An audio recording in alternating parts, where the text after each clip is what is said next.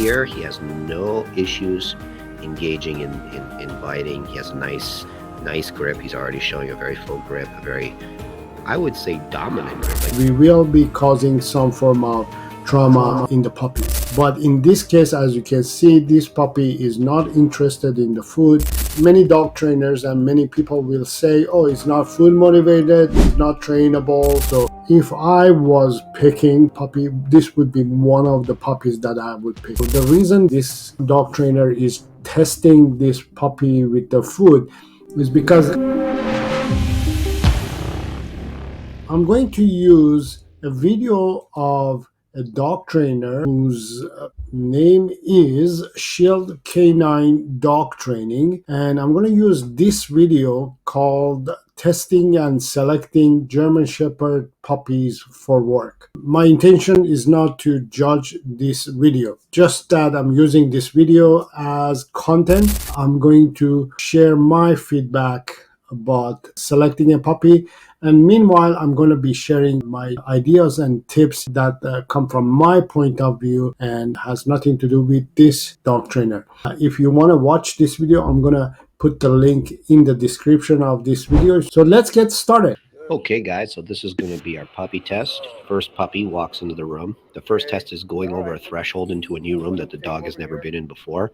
As you can see, that puppy aced it. He walked right in, no problem. Now we've moved him to a different part of the room. The behavior is still open. You know, he's taking it all in, but he's not shutting down. We're going to offer him food. These dogs have never even eaten from a hand before. We've only been feeding them from the bowl. So I want to see, you know, if the puppy has the food drive to eat from the hand in a new environment that he's never been in before. A lot of puppies, if they don't have much food drive, you're going to see the second you change up the environment, even if they're hungry, they'll be completely subsumed by being in that new place, and that'll be all they can think of. They won't have the interest in eating. So they're bringing the puppies in a new environment and they're testing to see how these puppies are going to react. So there are several puppies in this video, and they're going to bring one after another, and we're going to see different characteristics and different ways of puppies' behavior. And in this case, so the trainer is offering food to this puppy to see if the puppy is going to accept the food and is going to eat the food or not. When a dog or a puppy refuses to eat food, that's a sign that the dog is stressed and anxious and or scared or whatever it is a negative state of mind, and therefore they're not going to accept food. But I'm not saying to test a dog with treats or food to see if they're food motivated or not. In general, when a puppy is food motivated or not, I don't go with that measurement, whether if it's a good dog or a bad dog, or good puppy or a bad puppy, or should I select this puppy or not. Food motivated for me is not in the top level of selecting a puppy to show me whether this dog is trainable or not. You see this little guy, you know, once he figured out that there's food in the trainer's hand, you know, he's following the trainer. His behavior is open. You know, he's exploring. He's not crawling on his belly or hesitating the way that you'll see a dog that has environmental issues. Environmentals is really big. You know, a lot of dogs have environmental issues, and you see it right from 6 weeks on. So this litter of puppies is 6 weeks when we're doing this test. So yeah, you know, you can see that he has the drive to eat. He's open. He's exploring. I just threw a jug, and he had no problem with the jug. This jug is full of rocks, so it makes quite a loud rattling noise. I'm picking it up, and I'm throwing it on the ground. Dog has very little interest one way or the other in the jug. So you can see he runs actually right by it there, which is good. So one other thing that I would say when it comes to testing puppies, I wouldn't go this far to create this opportunity or, you know, make these noises to see if the puppy is going to react or not. The reason I don't suggest to do that, even though this is a test, for me, it's a little bit too much for the puppy, I would say. It may or may not affect the dog, but the thing is that it may cause a certain trauma to develop in the puppy. So we don't want to risk that just because these people, they don't have a solid relationship with these puppies yet. Therefore, they are not connected to these puppies, so therefore they don't really care. So but they are testing these puppies. In my opinion, if it was me and I wanted to select a puppy, or I was thinking of living with this puppy, I wouldn't suggest causing loud noises or situations like this, because we will be causing some form of trauma in the puppies. The other reason that I don't suggest making noises for the puppies, in front of puppies, or cause those issues, is because there is a period, there's a time that we call it fear cycle. I call it fear cycle. It's between about 6 to 8 weeks of age till about 4 to 6 months of age, up to 8 months as well. Sometimes it can go depending on the breed of the dog. And what it does is, if the dog gets impacted by that experience, let's say this puppy gets scared from this situation, from this rattling noise, this puppy is going to be scared of this type of noise and situations like this, and is going to shut down, and we can't really fix this behavior anymore, because I call it, the puppy is going to tattoo this experience in his brain forever and ever. So that's why it's one of the other reasons that I wouldn't try that test. Prey drive test, just an old burlap, piece of burlap, see if he wants to chase it. Again, a lot of dogs, even if they have some prey drive, you put them in a new place, they won't want to do it. As you can see with him here, he has no issues engaging in biting. He has a nice grip. He's already showing a very full grip, a very uh, I would say dominant grip. Like, this is the kind of behavior that I want to see in dog biting. Like, he's not shifting around. He's not too hectic. He's just full. He's holding on. So, in my opinion, he calls it prey drive, which I agree in a way. But for me, it is play drive. So what I mean by that is, this dog is very playful, wants to play. So that's number one thing that I would look into a puppy. Is the puppy playful, rather than if the puppy is eating food or not? Because eating food or not does not, for me, does not gauge as if the dog is normal dog or good dog or bad dog. uh, this is the part that I would be more interested and spend more time testing the puppy, the play drive. I would call this the play drive, and this dog is really committed to this game and is doing its best. And most, breeds of this kind, they are literally bred and designed for this purpose. And you want to see this in a way. You want to see the dog gripping and locking the jaw, because that shows to the breeder that this dog is one of those dogs that can be used for certain activities, certain purpose. Police dogs, maybe even protection, things like that. Greg, even though he misses it a bunch of times, he stays on. He stays committed to getting it. You know, so right there, I just did a little bit lifting him up, but not too much, and I'm seeing the right behavior. Again, not hectic. He's just full hard grips. As much as a 6 week old puppy can do, and this is what I want to see. So the prey drive, I've definitely seen more prey drive, but the way that he bites, I really like. So we'll see how this dog grows up, but I'm very happy with the grips that this pup has. So they're gonna bring other puppies in the test. So I'm just gonna go ahead and bring the next dog, and we're gonna analyze and see that dog. Puppy number two walks in, good social behavior. I like how he walked into the room. And let's see what we do here. So we're offering food. Yeah, so he's a little bit hesitant about the trainer. So it's a bit of a different behavior there. He's smelling the food. I know it looks like he's eating, but he really actually isn't eating here.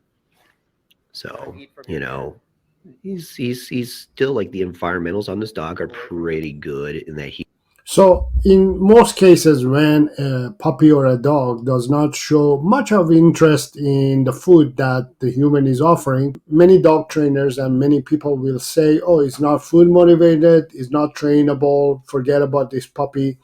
But for me, this is the real deal. This is not the part of the test again that I would focus on. This dog is showing that, well, I'm not comfortable in this environment. You're a stranger. I don't want to eat. And one of the things that I wanted to also mention, you remember the puppy number one was foodie. It is not that it's food motivated, and this puppy here is not food motivated. The thing is that that puppy, I'm assuming that had a hard time to get food from its mommy's teeth, and therefore, because it had a hard time getting food, it is giving more importance to food. So anytime there is a food, an opportunity to eat, the puppy will eat. But in this case, as you can see, this puppy is not interested in the food. That doesn't mean that he's not food motivated or it doesn't give a damn about food. It's just that food was not important for it when it was growing up. It had an easy time to get food, so food didn't become the stressor or issue for this puppy. And yet, this trainer is, even after all this, is still offering food, and the puppy is saying, no, I'm not interested, but I want to go and interact with the other dog, for example. so here's the prey drive test. So you're seeing some small interest, but not that much. So he has some interest in it, but it's not like a overwhelming interest. Definitely not to the point where he's going to bite. As you can see, the environment is way more interesting for him than the drive that he has to bite that rag. So Yes, the environment is overwhelming this puppy, but there was another dog in the environment as well, which was the dog. The dog was very interested in that dog, right? And therefore, it wanted to go and interact with that dog. So this tells me that this dog is a little bit social with dogs and likes to interact and get engaged with dogs, whereas the play also is not very interested in it. It's more of a praise or play with other dogs motivated puppy. And as you can see, the game also, maybe this is not the favorite game of this puppy. So you have to figure out, bring out different toys and different games to see if which one the puppy is going to show interest in. so puppy number 3, wow, this is a nice litter. Walks right into the room environmentally, quite nice. Oh, avoids the dog a little bit, but not too much. Like still a nice open behavior, willing to run back into the room. Let's see if he wants to eat. Oh, so there you go. See, look, this was better than the last puppy. A little bit worried, but he doesn't, full on bolt, and he's willing to kind of hang in there and give that social interaction a chance. So that tells you, that, probably, with a little bit of experience for him, this will be easy. So you can see again, like the hesitation. It's a little. So you can see another puppy that is not food interested. Uh, let's call it food interested or food motivated. In the industry, they call it food motivated, but for me, it means that this puppy is not food interested. So that means food in general is not very important for dogs and puppies. This gives you an idea that we can kind of understand that food is not the most important reward for dogs when it comes to, especially puppies in this case, that food is not important. Let's find out what it is for this puppy, for example. A little bit of a different picture. It's somewhere between puppy number 1 and puppy number 2, right? So now we take him away from that dog. We put him down here, and we're going to give him another chance to eat because it was really distracting there. So we want to see if he has that crazy food drive, right? And by the way, when I say food drive, okay, I'm talking like working dog level. So he eats, right? A little bit. But again, you can see he actually has more interest in the trainer than he does in the food. So there we go. The puppies or dogs in general are more interested in the interactions that they get from human rather than food. I just wanted to emphasize on this for you to understand that dogs, puppies in general, are more interested in play, praise, interaction than food. That's why I don't suggest using food as the first and foremost tool used to train your puppy or your dog. So this is a dog that'll probably be very handler focused. You know, that will really want that reassurance and Definitely. that relationship with the handler, and the handler will make the dog stronger. So here you see, he sees the bucket and he's like, "Oh, what's that?" But he's willing to investigate. You know, he overcomes his slight insecurity about it. And you can notice that every time this puppy, for example, is faced with a challenge, a noise, or situation that is scared, that's causing a little bit of fear in the puppy, the first thing the puppy does is walks towards the human for security and safety. The noise doesn't bother him that much. He's showing a good behavior. Yeah, this is good. So you can see like he bounces back from that slight, the noise of that jug, the rattle jug, barely bothers him. Now we do the prey drive test. And, you know, again, he'd rather interact with the trainer than he would with the rag. It doesn't mean, by the way, that this dog has no prey drive. It just means that right now that drive isn't that high. And it can become higher later on. Yes, I agree. As he mentions, just because at this stage, at this moment, the puppy is not showing interest in the game that they're offering, I will offer different games, different toys, and see if that sparks for the puppy to be interested or not. But as you can see, this puppy, for example, was very human interested. So if I was picking, for example, a puppy, this would be one of the puppies that I would pick because it's very interested in the human. So I like that human interaction and human part of the relationship that we built between us and them, between puppies and dogs. Number 4. So again, the door is kind of closing here. So we open it. He walks in. Again, the behavior doesn't change. It's really important to watch a dog cross a threshold. It tells you a lot about how a dog crosses a threshold, right? If the dog kind of hesitates at the threshold, you'll see it's definitely a warning sign. So here he sees that dog. Whoa, right? But right back. I agree. First of all, you're introducing a new environment, and you want to kind of make sure that you're giving the opportunity for the puppy to choose whether to interact with that new environment or not. I like that they allowing the puppy to come in or go out as free as it wants. And as you can see, the first thing this puppy does is starts interacting with friendly German Shepherd puppy as well. Back in there, he bounces right back, showing a very good behavior. He's almost as good as puppy number 1 here. He's getting kind of beat up a little bit again, but he doesn't care. He's willing to get down and dirty.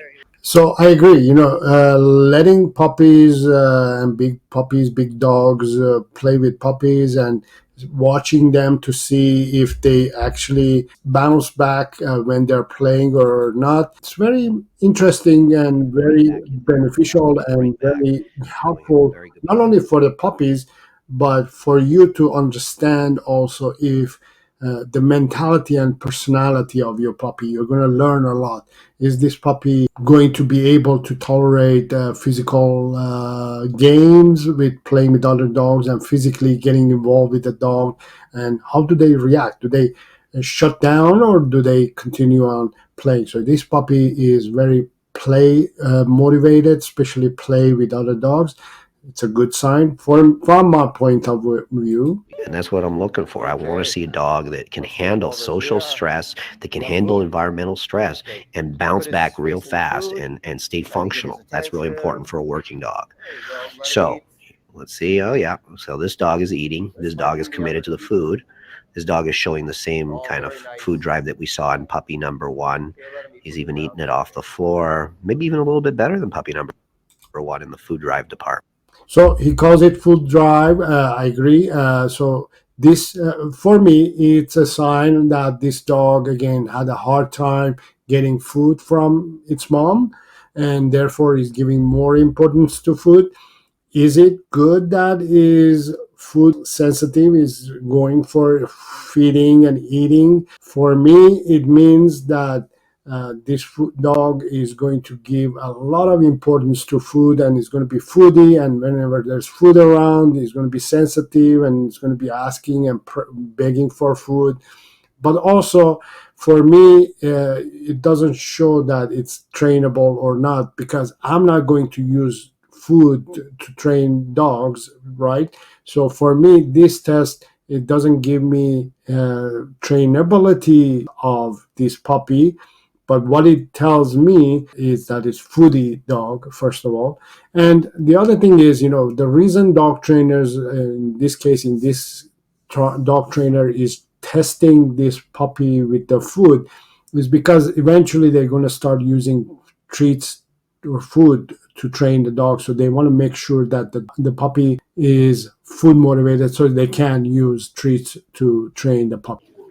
So, and let's see if he goes to the trainer there. Oh, what's he doing here? Okay, yeah, we just called him back. A lot of distractions. It's a new place. There you go, buddy. All right. And we throw the jug. Look at that. Perfect. Like he saw it coming the whole time. It didn't bother him. This is very nice behavior on the jug. As you can see, just about as good as puppy number one was. But also you can see that this puppy, as soon as is faced with loud noise or something that is scaring it, and believe me, the puppy is scared. It's not fun to hear that noise. It's not that it doesn't care. It cares. It does affect them. It does cause a little bit of trauma in the puppies. But because they're testing, it's a short period. I hope they're not going to continue on doing things like this to this puppy, for example. But you don't want to do that continuously, first of all. And second of all, as you can see, this puppy, because he's getting scared, it's always going to the human. Puppy is saying, help me, I need help. And because they are bred to interact and be human friendly, this puppy is asking for safety and security from the human. More interest than the last two puppies, but definitely not on the level of puppy number one. So this puppy, from my point of view, is playful, is going to be trainable, playful, and it can be dealt with really easily. It's just that doesn't know how to play yet, and it wants again safety and security from the human, and with the right game and with the right toy, this dog may bounce back. This is a great video. Again, I will link this video in the description. And obviously one of the first things that you're gonna have to start teaching or train your puppy is the leash walking. And if you want to start learning how to teach your puppy to walk properly on a leash, go ahead and watch this video on the screen, and I'll see you in there.